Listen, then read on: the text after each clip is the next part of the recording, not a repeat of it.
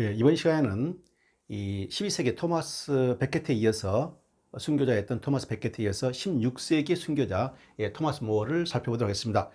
토마스 모어는 일반인들한테 유토피아의 저자로서 유명한 사람이죠. 순교자보다는 유토피아의 저자. 유토피아 하는 것은 뭐 다음 시간에 이제 이 유토피아 작품을 세부적으로 분석하면서 살펴보도록 하고요. 오늘은 토마스 모어의 이 순교에 대해서 살펴보도록 하겠습니다. 근데 이 토마스 모어를 공부하려면 반드시 그 당시 왕이었던 헨리 8세를 알아야만이 이 토마스 모어의 순교의 의의를 정확히 알 수 있게 됩니다. 마치 토마스 베케트, 12세기 토마스 베케트의 순교 의의를 알려면은 헨리 2세에 관한 것을 공부했듯이 말이죠. 토마스 모어는 이 15세기에 전형적인 16세기의 사람이죠. 이때가 바로 이 유럽에서 르네상스, 휴머니즘, 인본주의가 팽창해가는 그런 시기였는데, 바로 영국의 토마스 모어하고 그 다음에 네덜란드의 에라스무스가 바로 이 두 사람이 이 르네상스 휴머니즘의 유럽의 중심적인 역할을 했고 주도적 역할을 했던 사람이죠. 그래서 종교적 차원의 순교의 의의도 있고 동시에 인본주의 팽창에 획기적인 역할을 한 사람이 바로 토마스 모어입니다. 에라스무스하고 무지하게 친하게 지냈는데요. 이 에라스무스의 말에 의하면은 영국은 이 토마스 모어와 같은 사람을 두 번 다시 배출할 수 없을 것이다 하면서 이제 에라스무스가 이 토마스 모어의 천재성을 입증하고 있는 것이죠. 그리고 이제 토마스 모어는 전반적으로 인품이 아주 훌륭한 사람이었다고 합니다. 그래서 이 그의 에라스무스의 말에 의하면은 눈보다 휘다, 눈보다 더 휘다. 그와 같이 청결한 마음과 아주 고결한 성품의 소유자였다고 말합니다. 이 점에 있어서는 말이죠, 이 토마스 베켓하고 비교했을 때 21세기 토마스 베켓은 이 대법관을 하게 되면서 상당히 이 세속의 고난을 누리고 자부심도 강했고, 그 다음에 세속적인 뭡니까? 지적인 쾌락 같은 것도 즐겼고요. 프라이드가 강한 사람이었는데 토마스 모어는 그렇지 않았던 것 같습니다. 그래서 그러한 차이점이 있게 되는데요. 일반적으로 토마스 모어는 법관이었고요, 사회 철학가였고, 그다음에 저술가였고, 그다음에 정치가였고, 인본주의자, 이와 같은 여러 가지 뭡니까 타이틀을 붙게 되는데요. 이것만 보더라도 아주 그 다양성을 알 수 있는 사람이죠. 그래서 그에 관한 뭐 영화가 나왔는데요. A Man for All Seasons, 그런 말 있죠. A Man for All Seasons, 사계절의 사람, 아주 모든 면에서 능수한 사람, 그런 표현인데요. 이 영화가 몇 번에 걸쳐 나왔었습니다. 그 당시 부친이 아버지께서 뭡니까 법관이고 판사였습니다. 그래서 아주 그 전통적인 거 뭡니까 그런 그 어떻게 말하면은 이 고위직 집안, 고위 공무원 집안이랄까요, 그런 집안이었고요. 그 다음에 이제 부친이 그 좋은 겁니까 위치에 있었기 때문에 세인트 앤서니 스쿨이라는 당시의 최고의 명문학교입니다. 최고의 명문학교에 들어가게 되고요. 그 다음에 옥스퍼드 대학에 들어가게 되죠. 그래서 옥스퍼드 대학 들어가지고 이 클래식을 공부하게 됩니다. 클래식, 고전학이죠. 고전학. 근데 이 중요한 게요, 클래식을 공부하려면은 반드시 그리크 라틴을 공부해야 되거든요. 그래서 이제 그리크 라틴을 공부하는데 바로 이 속에 클래식을 공부하는데 바로 이 논리학과 수사학, 문법, 이게 굉장히 주요한 분야가 되는 것입니다. 그래서 당시 인본주의자들은 이 클래식 공부할 때 논리학, 수사 이걸 기본적으로 하게 되고 어학 몇 개의 국어를 하게 되는 것이죠. 그렇기 때문에 그들의 어법이라 할지 말들이 굉장히 뭡니까 유식하고 깊은 깊은 생의 의미를 품고 있고 굉장히 그런 것들이 많습니다. 실제로 이 토마스 모어도 굉장히 재치가 있었고 말이죠. 말에 있어서 명언들, 지금도 회자하는 그런 유명한 명언들을 많이 갖고 있게 됩니다. 자, 그래서 이제 이 어렸을 때는 말이죠, 이제 부친이 법관이고 판사이기 때문에 당시에 뭡니까 이 대주교 법관이었던 존 모턴과 친하게 지냈거든요. 그래서 이제 부친의 영향력을 해가지고 당시 대주교 대법관이었던 이 존 모턴 집안의 페이지로 들어가게 됩니다. 그래서 이제 페이지가 나오는데요. 오늘날 페이지 뭡니까? 호텔에서 물건 나르는 그런 사람, 뭐 포터 그런 사람을 페이지하는 것이죠. 하인과 같은 경험입니다. 하인과 같은 그런 개념이에요. 그런데 이 중세 때는 이 페이지가 굉장히 중요합니다. 한 예로서요, 14세기에 이 제프리 초서, 캔터버리 이야기를 썼던 제프리 초서가 이 아버지가 술 상인이었거든요. 궁궐에 술을 대주는 술 상인이었는데 그런 직업상의 임명을 인해 가지고 제프리 초서를, 어린 초서를 궁중의 귀족 집안의 페이지로 넣습니다. 그래서 이제 중세 때 유행했던 그러한 뭡니까 그런 제도 중에 하나인데요. 일단 궁중으로 들어가서 페이지가 된다. 하인 노릇을 하는 것이 아니고요. 주인집에 그 귀족집에 잔시물을 하면서 이야기 상대가 되면서 궁중 교육을 받게 됩니다. 그 당시에 중세 때는 어떤 특별한 교육기관이 많이 없기 때문에 그러다 보니까 최고급의 교육을 받게 되는 것이죠. 그래서 이제 그런 이 페이지로 들어간다는 것은 최고의 교육을 받을 수 있는 특권이 있다 그것입니다. 그리고 대부분 페이지로 들어가는 사람들은 나중에 궁중교육을 받아가지고 국가의 공무원이 됩니다. 외교관, 뭐 정치가, 뭐 행정관, 법관, 대부분 다 그런 뭡니까? 오늘날로 치면 뭡니까? 이 출세의 가도를 탈 수 있는 그런 뭔가 초보적인 단계에 들어가게 된 것이죠. 그래서 이제 이 페이지가 돼가지고 최고의 교육을 받으면서 계속 승승장구하게 되죠. 근데 이 존 모턴이 이분이 이제 이 벌써 토마스 무어의 천재성을 발견하게 됩니다. 그래서 이제 계속 후원하면서 옥스퍼드 대학에 보게 된 것이죠. 그래서 이제 옥스퍼드 대학에서 이제 클래식을 공부하게 되고요. 하게 되는데 이 대학교에서 이 클래식을 공부하는데 부친은 자기의 대를 이어서 법 공부하라고 강요시를 하게 됩니다. 법을 공부하라고 말이죠. 그런데 유럽에서는 지금도 그렇습니다만 법을 공부한 사람들이 이 변호사, 판사 이런 분들이 정치계로 많이 가게 되고 이 정부의 고위직을 많이 차지하게 되는데요. 이 클래식 시대 옛날 그리크, 라틴, 특히 라틴 문화권에서 말이죠. 많은 사람들이 법을 공부해가지고 정부 일을 보게 되는 것이죠. 르네상스 시기도 별반 차이가 없습니다. 단순히 법관으로서 남는 게 아니고 법을 공부해야만이 출세한다. 그런 개념들이 있었던 것 같습니다. 그래서 이제 이 법을 공부하기 위해서 뉴인에 들어가게 되죠. 뉴인. 여기서 이제 하나의 그 중요한 단어가 나오는데요. 인이 나오지 않습니까? 영어 사전 보면 인 하게 되면 뭐 숙박소, 여인숙 그런 뜻인데요. 그런 의미가 아니고 이 인이라는 것은 당대 법관이 되기 위해서 숙소에 들어가가지고 기숙사 그러한 학교입니다. 법관이 되기 위해서 필수로 거치하는 그런 기숙사 학교를 들어가게 된 것이죠. 그러한 것을 인이라 합니다. 인. 지금도 런던 거리에 가게 되면요. 링컨스 인 하면서 인이라는 거리가 있어요. 바로, 그러니까, 16, 18세기까지 그곳에, 중세 때부터 말이죠. 그곳에 법관 양성소가 있었던 거리다, 이 뜻입니다. 자, 그런데요. 이제 법을 공부하게 되는데, 이 토마스 모어는 이 수도원 금욕 생활을 1년을 하게 됩니다. 아주 엄격한 수도원에 들어가지고 거기서 1년 동안 금욕 생활을 하게 돼요. 그러면서 나름대로 법관보다는 세속의 생활보다는 멍크, 이 수도사가 되기를 열망했습니다. 그래서요, 이 수도사 열망했었는데, 많은 고민 끝에 결국은 이 평신도로 오게 됩니다. 레이맨. 수도사가 되지 않고 평신도가 되게 되면서 이제 결혼을 하게 되거든요. 결혼하게 돼요. 그런데 이때의 금욕 생활이 그의 인생에 있어서 평생 토마스 모어는 결혼 생활을 했습니다만은 금욕적인 수도사와 같은 아주 엄격한 금욕적인 생활을 한 사람으로 기록이 되고 있습니다. 그래서 그런 면에서 아주 그 마음속에 깊은 그 신앙심이 자리 잡고 있었고, 그리고 행동으로서 실천하려는 그런 의지가 강한 신앙심을 실생활에서 실천하려는 의지가 강한 사람으로 기억됩니다. 자, 첫 번째 부인 이제 제인 콜터 결혼하게 되는데요.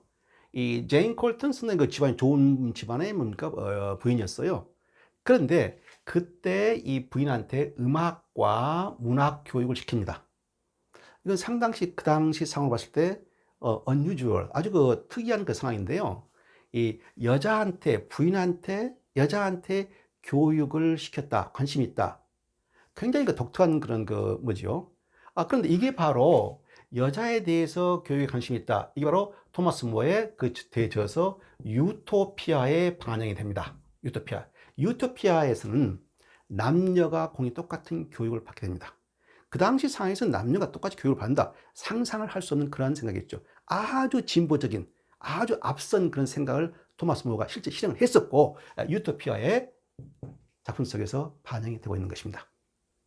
뿐만 아니고 이 아들과 딸이 있게 되는데요. 수양 딸도 있습니다. 아들과 딸들에게 공이 교육을 강조합니다. 고등교육을 강조하고요. 그리고 편지를 많이 씁니다. 감옥에 있을 때도 편지를 쓰게 되고 자기들한테도 편지를 잘 써라. 얘가 뭡니까? 이 글쓰기를 권유했었고요. 그러니까 교육에 아주 열이 많았던 그러한 토마스 모어입니다. 그런데 이 첫째 부인이 단명하게 됩니다. 그 두 번째 결혼을 하게 되는데요. 두 번째 결혼을 하게 되는데, 이 영국에서는 결혼을 하려면은 The Banns of Marriage라 해가지고요, 예고를 해야 됩니다. 교회에서. 그 예고라는 것이 지금 형식이 되었습니다만은, 이 윌리엄 셰익스피어 17세기까지만 하더라도 반드시 이걸 지켜야 됩니다. 그것은 무엇인가 하니요, 이제 교회에서, 이제 성당에서, 그 당시 성당에서 결혼식을 하는데, 신부님이, 프리스트가 A와, 우리 마을에 A와 B가 결혼하게 되는데, 이 결혼에 대해서 이의가 있는 분들은 말하시오, 이렇게 말합니다. 그러니까 그 두 사람의 결혼이 어떤 거, 어떤 거, 과거에 어떤 거, 뭔가, 어떤 거, 불미스러운 일이 있다거나, 뭐 두 번 결혼한다거나, 그런 걸 막기 위해서 공개적으로, 한 달 이상, 한 달 훨씬 이상, 뭡니까, 신부님이 그걸 공표를 해요. 그런데 이 두 번째 결혼할 때, 이 토마스 모에 결혼할 때 30일 이내에 신속하게 해버립니다. 30일 이내에. 왜 그러느냐? 토마스 모의 성품이 너무 고결하고 하기 때문에 이것을 생략해 줍니다. 교회에서요. 이것만 보더라도 인품이 굉장히 좋았다는 걸 알 수 있게 된 것이죠. 그래서 이제 아주 빨리 결혼해가지고 30일 이내에 그 당시 알고 있는 사람 중에서 두 번째 부인을 구해가지고 30일 이내에 신속하게 결혼을 해버립니다. 그런데요, 이제 토마스 모가 여자에 대해서, 교육에 대해서 관심이 굉장히 많았고요. 실제 실행을 했고요. 이런 거 있습니다. 그리고 이제 여하튼 간에 여하튼 결혼 예고를 뭡니까, 절차를 승인은 받았지만은 아주 빨리 신속했다는 것이죠. 굉장히 신속한 면이 보여요. 토마스 모한테 말이죠. 그런데 나중에 이제 대법관으로서 국가 일을 보는데 상상을 초월할 정도로 빠른 속도로, 그러니까 케이스, 이 법안 처리를 했다라는 기록이 나오게 됩니다. 그래서 어떻게 보면은 아주 명석했고 신속했고, 동시에 어쩌면은 성질 면에서 약간 좀 빠르지 않았나라고 생각할 수 있겠죠. 그런데 이 여자에 대해서 말이죠, 몇 가지 그 말이 있습니다. 여자에 대해서 자기의 또 다른 글을 보게 되면요, 오늘 밤 여자를 너 발 위에 놓으면은 아침에 일어나면 여자가 너 얼굴 위에 있을 것이다. 이같이 약간 그 여성의 폄훼한 말이랄까요? 여자의 길을 살려주면은 나중에 남자 위에 설 것이다. 이런 말을 하고 있습니다. 그래서 상당히 그러니까 의아한 그런 것을 갖고 있게 되는데, 좌우지간 토마스 모는 남녀 공동하게 교육을 받아야 한다라고 실천했던 사람이죠. 그리고 여자에 대해서요, 또 재밌는 그 표현이 있게 됩니다. Pretty face may be enough to catch a man, but it takes character and good nature to hold him. 이 말 했는데요. 자, 예쁜 얼굴이 남자의 시선을 한순간 끌 수는 있지만은 남자를 항구적으로 영원히 붙잡는 것은 선한 성품과 고상한 인격이다. 심성이 좋아야 한다. 이렇게 말하고 있습니다. 그래서 상당히 얼굴적인 측면보다는 사람의, 여성의 내적 마인드, 내적 품성을 강조한 것을 알 수 있게 됩니다. 그래서 이제 딸들한테도 고등교육을 강요했었고, 그 다음에 편지쓰기를 뭔가 독려했었고, 이렇게 해가지고 이제 서서히 궁궐에 진입해가지고, 파라먼트 멤버가 되고, 의회 멤버가 되고요. 런던 의회에 참여하게 되고요. 그 다음에 프리비 카운슬이라는 왕의 자문, 그런 그 왕의 일종은 뭡니까, 수사권을 가지고 있는 그러한 그 기구죠. 거기에 참여하게 되고, 멤버 파라먼트, 의회 의원이, 정식 의회 의원이 되게 되고, 그다음에 기사 자기를 받게 되고요. 그 다음에 재무부 언더 세크레터리가 되거든요. 익스체커, 영어에서 뭡니까, 그 재무국장을 미니스트리 오브 익스체커 하게 되는데요. 그 익스체커, 그러니까 그 재무부, 오늘날 말하게 되면 이제 경제기획부랄지 재정부 같은 거 말하거든요. 그것의 언더 세크레터리, 그러니까 차관급이 됩니다. 국장 차관급이 되거든요. 그래서 이제 상당히 그 국가의 회계 운영에 대해서도 이 토마스 모가 관여하게 됩니다. 그래서 이제 여러 가지 이제 법적인 것도 있죠. 뭡니까, 의회 일도 보게 되죠. 그러니까 재무 회계 관리 그런 일도 고급 관리하게 되죠. 근데 이러한 일들이 바로 이 토마스 모의 유토피아, 그의 대저작인 유토피아의 근간이 됩니다.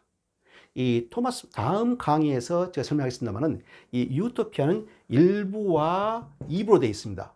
근데 일반 사람들이 알고 있는 것은 대부분 2부거든요. 2부가 되어 있는데 사실 1부에서 국가의 재정 운영에 대해서 뭡니까? 경제 상황에 대해서 뭡니까? 이런 것에서 상당히 자세하게 아규하는 게 나오게 됩니다. 논쟁하는 게 나오게 됩니다. 이러한 경험이 반영되었지 않았을 것인가 라고 저는 생각하고 있습니다. 그러한 것은 다음 강의에서 계속 제가 설명하도록 하겠습니다. 그래서 이제 승승장구하게 되는 것이죠. 그러다가 결국 1529년에 찬슬러, 로드 찬슬러, 이게 바로 뭡니까? 대법관입니다. 이제 법관하기 때문에 이 법률 일만 다른 것이 아니고요. 이 로드 찬슬러 하게 되면 왕의 최측근입니다. 최측근이고 최고 신임을 받은 자고 왕의 조언자입니다. 어드바이서, 조언을 하게 되고, 그러니까 국정 운영을 지금 같으면 국정 운영을 같이 할 정도로 그런 친밀한 사람인 것이죠. 그 다음에 국정을 조율합니다. 투기용과의 어떤 그 조율, 리에이송 역할을 하게 되고요. 그 다음에 국세를 관리하게 되고요. 그 다음에 왕의 비서인데 이게 비서가 단순히 왕의 명령만 받아가지고 전달하는 그런 역할이 아니고 상의하면서 같이 운영해가는 거. 최고의 실권자인 것이죠. 최고의 실권자예요. 뿐만 아니고 외교 문제 같은 경우도 자기가 뭔가 앞서가지고 조종하게 되고 말이죠. 그러한 최고의 권자, 세속의 권자에 오르게 되는 것이죠. 자, 이렇게 되는데 이와 같이 최고의 권자에 올랐는데 이러한 일을 이와 같이 승승장구, 출세의 길을 승승장구로 올리는 사람이 바로 누군가 하니 헨리 8세입니다. 헨리 8세예요. 그러니까 어떻게 보면은 이 토마스 모어하고 헨리 8세는 아주 친밀한 사이고 친밀한 사이, 그 이사인 것이죠. 헨리 8세가 모든 것을 맡길 정도로 신임하는 자였던 것이죠. 그런데 나중에 수장녀, 왕이 교회의 머리가 되는 것은 반대한다 라고 해서 반역죄를 몰려 죽게 되거든요. 여기에 이제 엄청난 갈등이 있게 되는 것이죠. 토마스 모어한테는 자기를 키워준 사람이고 자기를 그토록 신임했던 사람인데 나의 종교적 신임 때문에 왕을 배반해야 되니 내적 갈등이 너무나 큰 것이죠. 그런 상황입니다. 그래서 아버지가 얘가 져가지고 이제 로드 찬슬러, 최고의 대법관 돼가지고 이제 최고의 권자에 오르게 되는데, 자, 여기 이제 그 당시에 앞서 있던 울지, 카디널 울지랄지, 대법관 울지가 있게 됩니다. 크롬을 있게 되는데요. 이 울지 카디널, 이런 사람들이 바로 헨리 8세 때 국정을 다 뭡니까? 좌지우지했던 그런 뭡니까? 신복들입니다. 그래서 이제 이렇게 승승장구 했는데, 이제 울지 대법관이 말이죠. 카디널, 추기경이면서 대법관이었던 울지가 어떤 권유를 하게 되는 거 아니요? 이 헨리 8세가 헨리 8세는 이 시기에 있었는데요. 헨리 8세는 아들을 원합니다. 아들을 원해요. 왜 아들을 원하느냐? 바로 이 헨리 8세 이전에 헨리 가문이 그 선조들이 말이죠. 적법한 아들이 없어가지고 굉장히 귀족 사이에 투쟁이 많이 나고 피를 많이 흘리게 돼요. 그래서 이제 헨리는 항상 머릿속에가 나는 반드시 건장하고 유능한 아들이 있어야 돼. 이게 잡혀 있거든요. 그런데 첫 번째 결혼을 했는데 첫 번째 아라곤의 캐서린이 아들을 낳지 못합니다. 그래서 이제 아들을 갖기 위해서 두 번째 결혼을 할 수밖에 없는 상황이 된 겁니다. 헨리 입장에서 봤을 때 말이죠. 그런데 그 당시는 로마 캐톨릭의 교회법을 따라야 하기 때문에 이혼이 안 되는 겁니다. 그래서 이제 교황을 설득해 가지고 이혼을 허락을 받아야만이 두 번째 결혼을 하게 되는 것이죠. 그래서 이제 그 당시 모어가 글을 잘 쓰고 명필이기 때문에, 그리고 유럽의 이름이 알려져 있기 때문에 헨리 왕이 울지를 통해 가지고 모어에게 부탁을 하게 됩니다. 그래서 모어가 교황에게 건의를 해가지고 이런 상황이 있기 때문에 교황의 허가를 얻도록, 그러니까 첫 번째 부인과의 합법적인 이혼 허가를 얻도록, 그러니까 모어 네가 편지를 써가지고 설득해봐라 이렇게 됩니다. 거기에 토마스 모어가 단연코 거절을 해버립니다. 거절, refuse. 이때부터 이제 이쪽 크로멜 같은 사람들의 토마스 모어의 반대파들에서 이제 토마스 모어를 반역죄, 트리전, 반역죄로 몰아가지고 죽이려고 이제 마음을 품게 된 것이죠. 첫 번째가 그것입니다. 같은 거절했다. 그러니까 첫 번째 결혼에 대해서 이혼하는 것에 반대한다는 것이죠. 그래서 이제 이게 이제 굉장히 어떻게 보면 이제 현실적인 면에서 보게 되면은 이 영국이라는 나라는 대륙과 약간 거리감이 있었고요. 헨리 8세의 두 번째 결혼해서 나온 딸이 엘리자베스 1세인데, 이 엘리자베스 1세가 스페인 무장함대를 격파하게 됩니다. 그러면서 이제 영국이 유럽에서 보니까 제해권, 해상권을 장악하게 되면서 급성장을 하게 되는데요. 그러한 바탕을 이루었던 왕이 바로 잔인하고 그러니까 폭력 왕이었는데 헨리 8세가 맞는 거예요, 사실상. 예. 그런 바탕하에서 국가는 왕권을 형성한 상태에서 그 딸 엘리자베스 1세 때 와가지고 군 상승기로 들어가게 되는데, 어떻게 보면 그러한 관점에서 보게 되면 국가적인 내셔널리즘, 자부심이 강한 상태라고 생각하면은 이런 거 첫 번째 왕비와 이혼을 뭐 승낙할 수도 있고, 그 당시 대부분의 관리들은 승낙했기 때문에 말이죠. 승리자도 승낙했고 하기 때문에 승낙할 수 있는 문제고 넘어갈 수 있는 문제예요.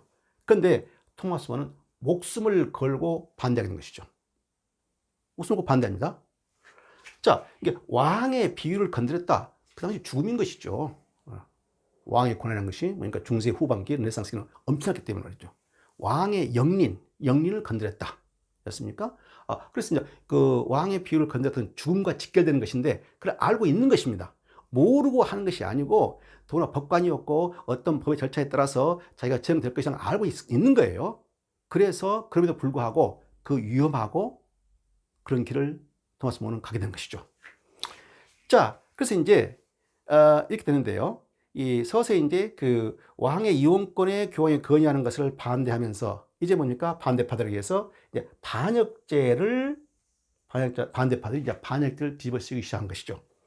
그래서 이제 첫 번째는 그거고, 첫 번째 왕비와의 이혼 반대가 뭡니까? 왕의 비위를 건드리게 된 것이고, 이제 반역죄로 이제 몰기 시작한 것이죠.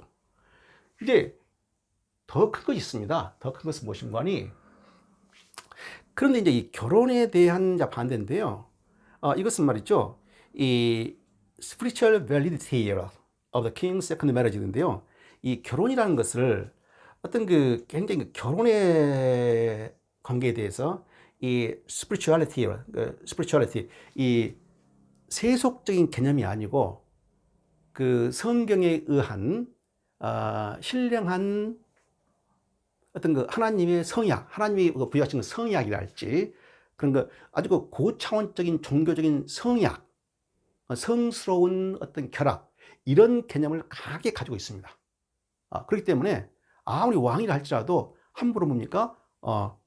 왕이면서 동시에 로마 캐톨릭의 성도이기 때문에 교회법을 지켜야 한다는 것이죠. 하나님이 맺어준 그러한 성약의 맹세가 결혼인데 그것을 함부로 깨뜨릴 수 없다는 것이죠. 그래서 반대한 겁니다.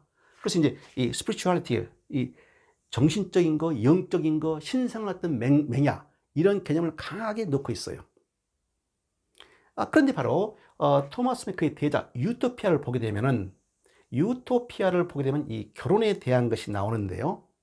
굉장히 이 엄격한 결혼관을 토마스 모어가 제시하고 있습니다.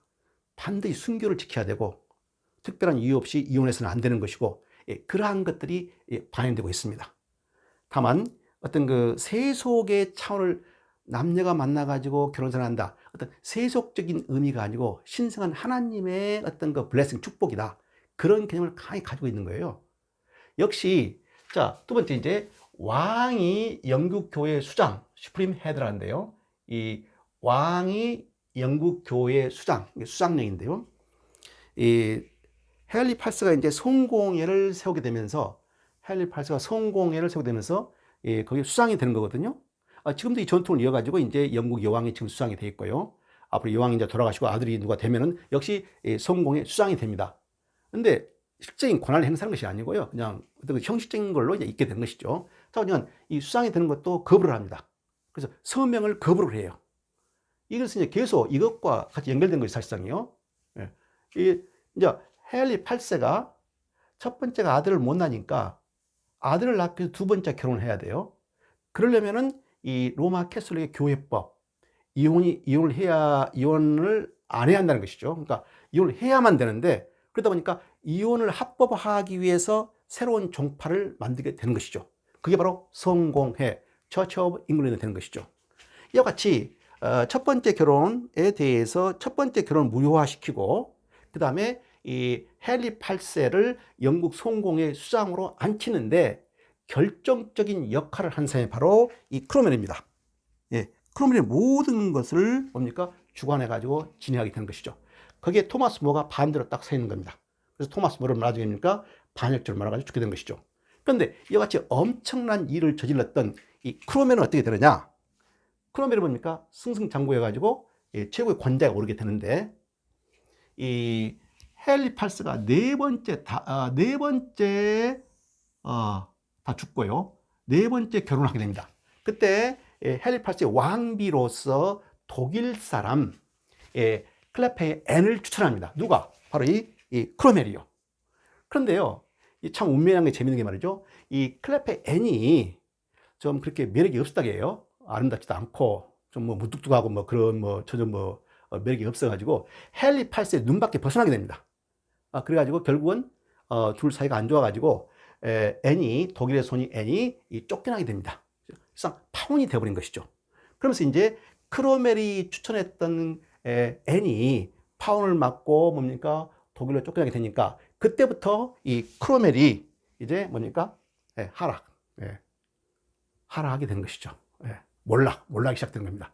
그래가지고 이 크로멜이 반역죄로 몰려가지고 타워 오브 힐, 런던 탑에서 목이 동강 나게 된 것이죠.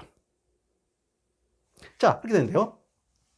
이 헨리 8세는 이 이제 성공회를 만들었는데요. 성공회를 이제 처음 세웠는데, 아들을 염원하기 위해서 첫 번째 부인이 이제 아라곤의 캐서린한테 아들을 기대했던 것이죠. 그런데 아라곤의 캐서린은 바로 형수였습니다. 형이 죽게 되니까 그 형수와 결혼하게 되거든요. 그런데 아라곤의 캐서린이 스페인인데요. 이 아라곤의 캐서린이 아들을 순순하지 못합니다. 그래서 딸만 나와요. 그래서 이제 메어리.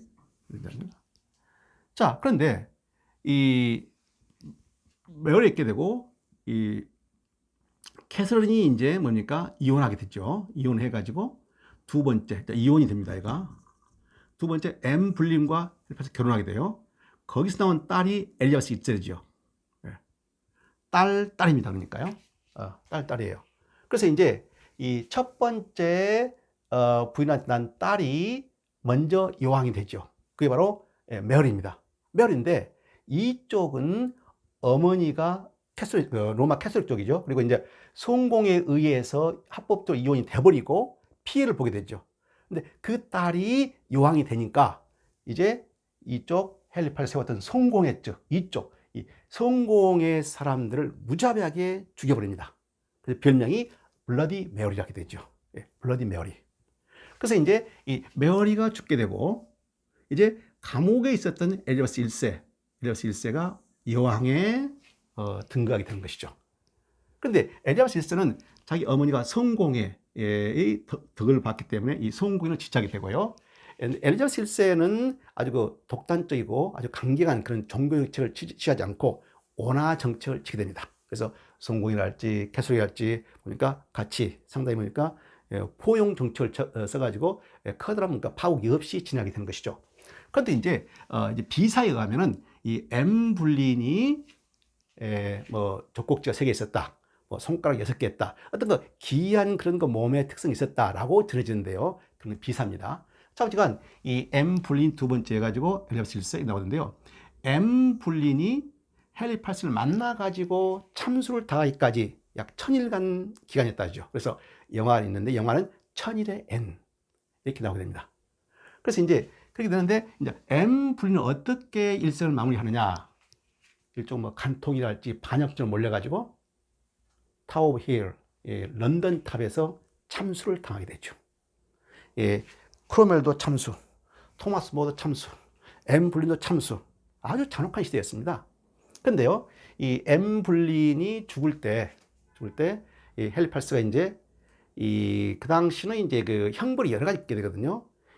목을 달아가지고 길게 보면 목을 달아가지고 고통 속에서 오랫동안 있다가 죽게 되는 게 있고, 사지가 찢어져 죽게 되는 것도 있고 많이 있게 되는데, 이 앤 브린하고 이 토마스 모어의 경우는 예, 그래도 헨리 8세가 과거에 자기가 뭡니까 총애했던 사람이기 때문에 특별 대우를 하게 됩니다. 그래서 한 번 도끼로 한 번에 딱 쳐가지고 짧은 고통의 순간을 최소화시키는 그런 참수형을 명하게 된 것이죠. 특히 그러니까 앤 브린의 경우는 예, 특별히 뭡니까 칼을 잘 쓰는 뭡니까 사형수를 고용해 가지고 아니 뭐 사형 집행인을 고용해 가지고 예, 참수를 시켰다 그렇게 이야기되고 있습니다.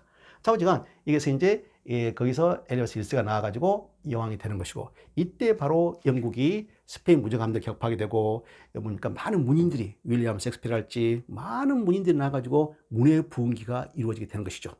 그래서 국운 상승이 이루어지게 되는데요. 세 번째 이제 엘리자베스 1세가 되는데 자, 세 번째 부인이 제인 시모어입니다. 자, 첫 번째 부인 아들을 못 낳죠. 두 번째 앤 블린도 아들을 못 낳죠. 그런데 또 결혼을 또 합니다. 아들을 낳게 해서요. 세 번째가 제인 시모어입니다. 제인 시모어는 아들을 낳아요.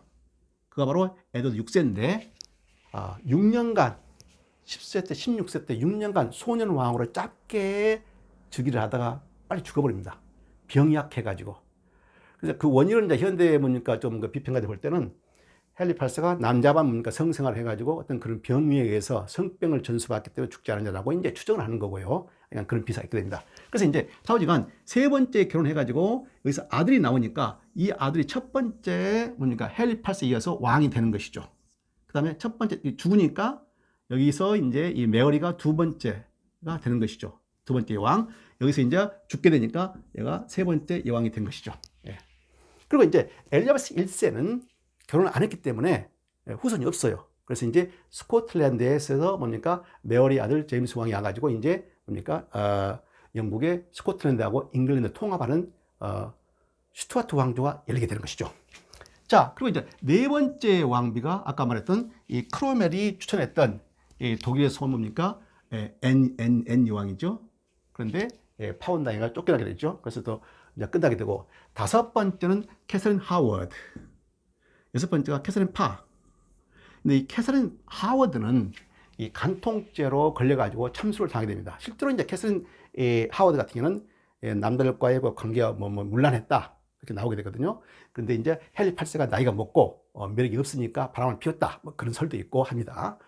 그래서 이제 목을 참수당해가 죽게 된 것이죠. 그 다음에 이제 마지막 여자가 바로 캐서린 파지요. 근데 이 캐서린 파는 마지막 헨리 8세 나이가 먹고 이제 힘이 없는 그 헨리 8세를 보니까 간호하면서 이제 뭡니까 헨리 8세가 끝까지 보니까 보필했다 이렇게 나오는데요. 이것이 이제 뭡니까 이 헨리 8세의 여성 관계고 그 당시 상황이 됩니다. 그런데 이게 보게 되면 이제 그 토마스 모어는 바로 이 순교를 했는데 이 어떤 세속의 인간도 영적 세계, 신성한 정신 세계, 영적 정신성이 신성한 스피리추얼리티에 영적 정신 세계의 머리가 될 수는 없는 것이다. 이 관점입니다. 한 가지 말하게 되면 자기를 키워주었고 최고의 권자에 올려주었고 하는 사람이기 때문에 묵인할 수 있는 거거든요. 근데 그걸 단호히 거절하게 됩니다.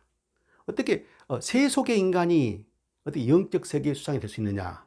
그게 자기의 종교관이었고 신념이었던 것이죠. 그걸 거부하면은 자기는 뭡니까? 평생 권자를 누리면서 왕과 친하게 지내면서 온갖 호의호식을 누릴 수 있었던 것이죠. 근데 그것을 거부한 것입니다. 그래서 이제 내적 갈등이 있었겠죠. 이 종교적 신념을 가진다는 것은 이상주의고, 자, 그 이상주의를 지키려고 하다 보니까 목숨이 걸려있게 되거든요. 어느 걸 선택할 것인가? 여기 있게 된 것이죠. 그렇다면 어떤 사람들은, 이제 어떤 학자들은 최고의 권자에 이뤘기 때문에 대법관과 그러니까 온갖 권력을 누렸기 때문에 죽어도 여한이었을 것이니까 순교를 생각할 수 있겠다 하게 되는데, 자, 인류 역사를 봤을 때 사람들이 권자, 더 힘 있는 뭡니까 권력을 갖게 되면 그걸 놔두니까 더 많은 권력을 가지고 바라는 것이고 더 오랫동안 가지려고 하게 되지 않습니까? 거기서 뭡니까 보통 사람과 차이점이 있게 된 것이죠. 그러니까 이제 토마스 베켓도 그렇고 12세기 토마스 베켓을할지 토마스의 공통점이 세속의 가치관, 세속의 편의성 이런 걸 뛰어넘어 가지고 영적 세계에 대한 가치관, 종교적인 신념 이것을 지키기 위해서는 목숨을 버려야 한다라는 것을 갖고 있었던 것이죠. 자, 그런데요, 이게 이제 이제 토마스 베케트는 이제 이 크롬웰 파에서 이제 계속 이제 보니까 압박을 가하면서 이제 죽이려고 이제 모함을 하게 된 것이죠. 그래서 이제 뇌물죄를 적용합니다. 그런데 뇌물죄를 적용하는데 자기가 보니까 증거 없어요. 그래서 풀려나게 되죠. 이제 또 한 가지, 그 당시에 이 엘리자베스 바톤, 이 성녀라고 불리우는 이 엘리자베스 바톤이란 그러니까 수도 원장이 있게 됩니다. 여자 수도 원장이 있게 되는데요. 이 홀리 넌 해가지고 약간 그 굉장히 당시 16세기에 성녀 취급을 받는 그런 아주 존중받는 그런 수도 원장이 있었어요. 엘리자베스 바톤이 있게 되는데 이 엘리자베스 바톤이 어떤 예언을 했는 거 아니요. 헨리 8세가 첫 번째 부인과 이혼하게 되면은 그런 저주를 받을 것이고 파멸하게 될 것이다. 그럼 무시무시한 예언을 하게 됩니다. 그런 예언은 뭔가 대역죄와 연관되는 것이죠. 대역죄만큼의 무서운 정도로 그러니까 아주 가혹한 뭡니까 처형을 받아야 할 그런 말이지 않습니까? 그게 다 퍼져버렸어요. 그런데 이 크롬웰 측에서 보니까 토마스 모어가 바로 이 엘리자베스 바톤과 접촉이 조우가 있었다는 겁니다. 고로 이같이 무서운 말을 한 이 바톤과 한 통속이 아니냐라고 엮으려고 했던 것이죠. 그래서 이제 막 증인들을 세우고 해보니까 실제로 토마스 모어가 엘리자베스 바톤을 만난 적이 있습니다. 근데 무슨 말을 했느냐? 역적 모의를 한 것이 아니고 수녀님 정부 일에 간섭하지 마십시오 라고 말했던 거예요. 그래서 그런 증인이 나와가지고 다시 이것도 실패하게 됩니다. 그래서 이제 이 크롬웰 측에서 그러면 어떻게 토마스 모어를 죽일 것인가? 이 헨리 왕이 영국의 수상이다. 거기에 대해서 서명에 사인을 해라 이거거든요. 서명에 사인해라. 맹세, take oath. 맹세를 해라 이것이죠. 근데 이제 나는 거기에 반대한다. 토마스 모어가 나는 거기에 반대한다. 분명히 토마스는 반대하고 있었기 때문에 서명을 안 했거든요. 안 했는데 문제는 뭔가 하니 이러한 토마스 모어를 기소하려면 법정에 세워가지고 이제 단두대로 보내려면 공개적으로 말했다는 증거를 가져야 됩니다. 그러니까 통상 우리가 생각에는 헨리 8세가 죽이라고 하니까 그 밑에 뭡니까 관리들이 토마스 모어를 그냥 죽이는 걸 생각하는데 그게 아니고요. 그 당시에 상당히 법적인 절차가 엄연히 있었습니다. 그러니까 왕의 심기를 건드렸기 때문에 반역죄나 대역죄를 몰아가지고 죽여도 되겠다는 것이 이제 그 토마스 모어의 반대파 견해했던 것이죠. 그래서 이제 작전에 들어가게 되는데 토마스 모어는 뭐니까 공개적으로 말한 것이 없는 겁니다. 그러니까 이 법에 이런 뭡니까 이런 허점을 토마스 모어가 알았던 것이죠. 법관이기 때문에 말이죠. 즉 공개적으로 말한 것이 없어요. 그러니까 자기는 침묵을 지킨 겁니다. 많은 질문을 던지는데 거기서 말하지 않습니다. 쉽게 말해서 묵비권을 행사하게 된 것이죠. 그러면 이제 끝까지 묵비권을 행사하면은 법의 절차에 의해서 기소할 수 없게 됩니다. 그래서 이제 이쪽에서 크롬웰 측에서 마지막 쪽으로 말이죠. 증인을 고르게 됩니다. 그래서 이제 크롬웰과 친했던 그쪽의 측근들에 있어서 실제로 이 토마스 모어가 모모 모임에 있어서 공개적으로 왕의 이같이 영국 왕이 교회 수장이 되는 것은 거부한다고 공개적으로 말했다라고 증언을 하게 됩니다. 그런데요, 이제 그 당시 기록 같은 게 나오게 되는데 그런 증인이 있는가 하게 되면은 또 다른 증인들이 나와요. 두세 명이 나와가지고 그렇게 말한 적이 없다라고 말해버립니다. 그래서 이제 증인과 보니까 두 축의 증인이 나오게 된 것이죠. 토마스 모어가 공개적으로 말을 했다, 안 했다 이렇게 돼요. 그래서 이제 최후의 법정에서 그걸 따지는데 그때 15명의 주리 배심원들이 참여하게 됩니다. 그런데 그 15명의 배심원들에가 바로 두 번째 왕비였던 앤 볼린의 아버지하고 삼촌하고 오빠하고 그쪽 사람들이 세네 명이 들어가게 됩니다. 그래서 마지막 배심원들의 판결이 공개적으로 말했다는 겁니다. 그래서 뭡니까? 처형을 당하게 되는 것이죠. 그런데 이제 이 처형을 당하게 되는데요. 전혀 그 토마스 모어는 그 처형이 그러니까 처형 판결이 나온 거에 대해서 처음에는 받지 않고요. 어필하게 됩니다. 어필하게 되는데 그 당시 법정에서 그것이 이제 항소하게 되는데 항소가 받지 않게 되죠.